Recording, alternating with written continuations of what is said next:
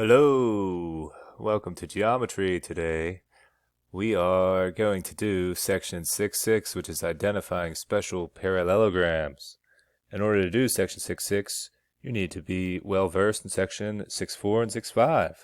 And what I have on the screen here is just a quick review of what we did in those sections. In section 6.4, we proved that things were parallelograms. And parallelograms have these properties that I have listed here. Okay. Section 6.5, we learned what made something into a rhombus, how we could prove something was a rhombus, or actually just the special properties of rhombuses and rectangles, both, and the fact that squares have basically all the properties. Remember, rhombuses have two main properties to be concerned with. The fact that diagonals are perpendicular, they form perpendiculars, and the diagonals bisect the vertices, as you can see in this picture here, how these angles are congruent. In fact, all four of these angles are congruent, and it would be true on the other diagonal as well. For rectangles, the diagonals themselves, the whole length, AC, is congruent to BD. All right. Now in a rhombus, that's not true. These diagonals, they don't have to be congruent unless it's a square. Okay, then they are. And remember, rhombuses and rectangles, they are parallelograms, so they really get all of these properties. Okay, so that's going to be very essential for what we're doing today. All right. So in today's lesson, we're going to be proving things to be rhombuses, squares, or rectangles. Okay.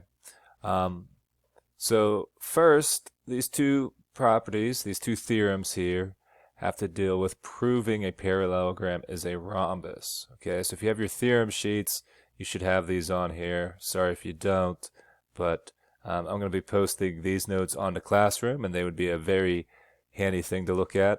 We're doing an abbreviated 6.6 because, well, it's hard to teach a full class in 15 minutes. But Theorem 6.19 says that if we have perpendicular diagonals, okay, diagonals that form perpendicular, then we have a rhombus. Okay, so if you see there's a box in the middle here, that means that we definitely have a rhombus. 620, Theorem 620, if one of the diagonals, it doesn't have to be both of them. If you have both of them, that's great. Okay. If a single diagonal, okay, bisects two angles of the parallelogram, then the parallelogram is a rhombus. So like angle B is getting bisected and angle D is getting bisected. So that makes it a rhombus. Okay. So basically it's the reverse of those theorems that we had in the previous section. Here we are trying to figure out if the figure is a rhombus, given a picture. All right. To prove something is a rectangle, there's only one theorem to worry about. Do we know? Okay. And this, this is not the right theorem here, so we're going to scratch that. Boom. Okay. The theorem is actually the next one. Okay, so the one after 620, probably theorem 621. Okay, I'll fix this when I upload the notes here. But the theorem basically says that if the diagonals, let me just write it down here for you guys. If the diagonals are both congruent, then the parallelogram is a rectangle. Okay, now you have to know it's a parallelogram in order to use this theorem. Otherwise, it could be an isosceles trapezoid. All right, so but if the diagonals are both congruent, then we know for sure it's a rectangle. It could be a square. It depends on if it is also a rhombus, but it is definitely a rectangle. All right, so let's look at some problems here. All right, the first one, can we conclude, is it a rhombus, square, or rectangle? All right, so just looking at the figure here, you're like, what do we have here? Okay, it looks like I don't have enough mark to make a conclusion. However, guys, remember, we know that this is a parallelogram, okay? And so parallelograms have all kinds of cool properties about them, all right? So like we can definitely tell for sure, okay, because this is a parallelogram, that AD, even though it's not marked, okay, remember opposite sides of parallelograms are equal. So AD is equal to BC, and AB is equal to CD. All right? So really, right there is enough to prove it is a parallelogram, okay? Well, we know it's a parallelogram. It's enough to prove that it's a rhombus, okay? Because remember, it is a rhombus since what makes something a rhombus, okay? By definition, okay? By definition, all four sides are equal. Okay, now remember, it doesn't have to be a square, because if the angles are different, it's not a square. But if all four sides are equal, it's a rhombus. All right. Now you can actually prove it a different way, or here's another way. Remember, in rhombuses, opposite angles, okay, are congruent here. Well,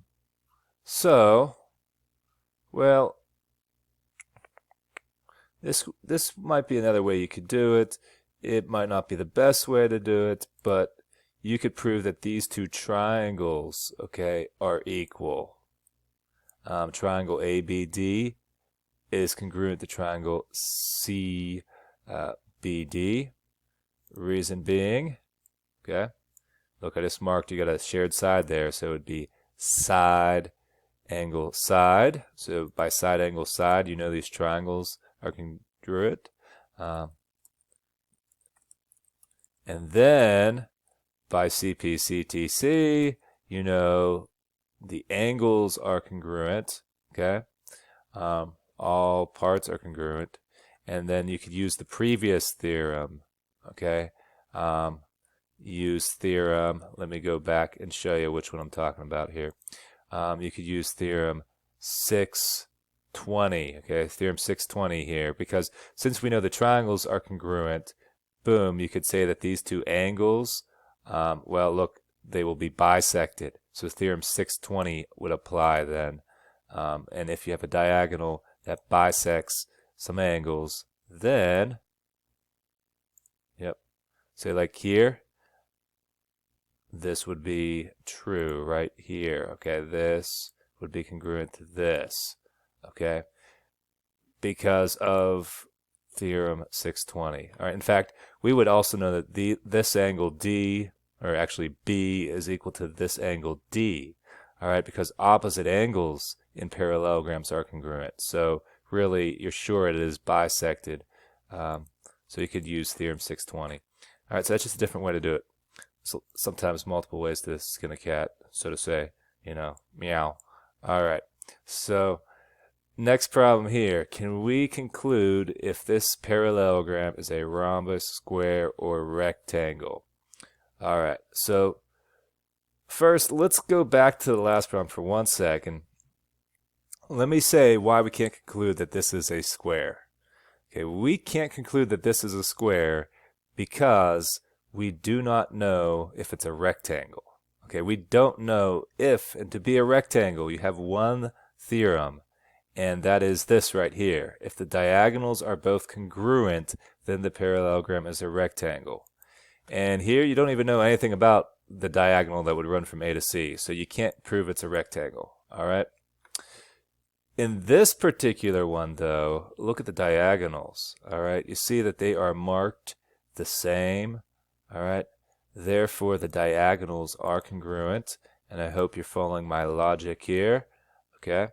So, since PR is equal to QS, diagonals are equal, we know it's a rectangle. It is a rectangle.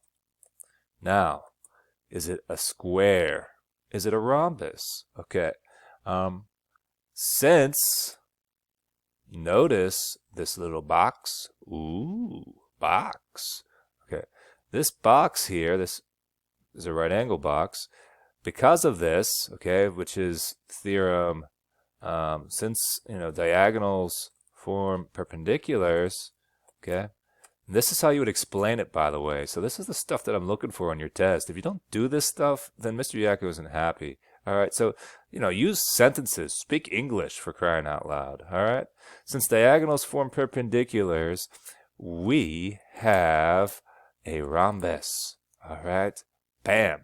And now, if it's a rhombus and a rectangle, it's a square. It's a square. Okay, because, can't spell there. It's a square since it's both a rhombus and a rectangle. Okay. All right, so hopefully that makes sense to you guys. And that's really the main gist of the whole lesson, all right? So let's look at the next one. I'm going to give you a second to think about this. What do you think? Is this a parallelogram, a rhombus, square, or a rectangle? So you're actually going to get to choose your answer. All right, now probably got to choose. Let me explain here. All right, first, I don't see any right angle box in the middle.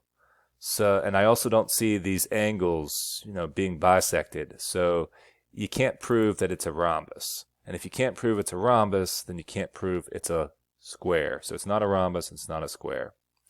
Now, is it a rectangle? Now, it's possible it could be not a rectangle as an answer. But this one, you could definitely prove it is a rectangle. Now, why? It looks like you don't know the whole diagonal. You only know GL and HL, okay? But remember, since this is a parallelogram, okay, it inherits all the properties of parallelograms. The diagonals bisect each other. Isn't that a beautiful thing? All right. So HL is equal to LK, and GL is equal to JL. All right. So you got this stuff going on here, which is pretty sweet. All right. That's marked, and that's marked. And then the diagonals are equal. Thus, diagonals are congruent. So it is a rectangle. Haha. Okay, so hopefully you got that explanation. It makes sense to you. All right, let's go on to the next one.